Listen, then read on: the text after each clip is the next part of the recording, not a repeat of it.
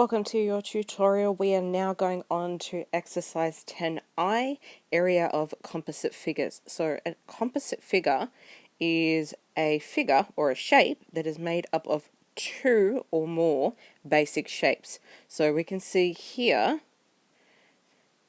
we have two different types. This one is made up of a square and a triangle, and we are adding them together.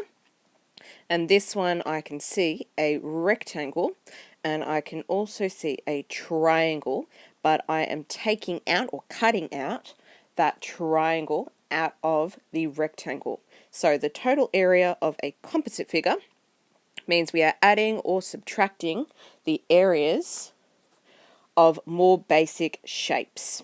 So we have some steps that we have to follow with these in particular. So we need to identify and label our shapes. So we use designations like this. So we could write A1 and A2. If we had more shapes, we would include more numbers. So A3, A4, depends on the shape. Next thing we do is we write down their formulas. So for this is a square. So I would actually put in, let's just do a certain color, sorry.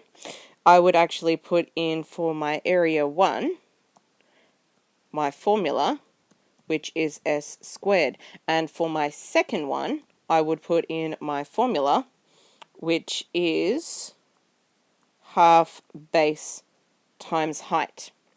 After that, what I would do is I would substitute in any values, any known values. So these can be things like your base, they can be things like a side, or a length or width, or they could be a height. Same as well for this. You have your rectangle, so your rectangle for this particular one will be length times breadth. So for A1, length times breadth. And for your triangle here, you would again have your area is half your base multiplied by your height.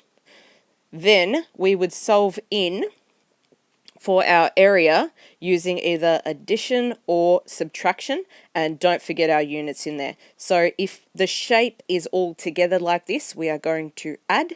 If we have a little bit of a cut out of it, we're going to take the bigger shape and minus the smaller one from it. So we have our big shape and we minus our smaller one from it.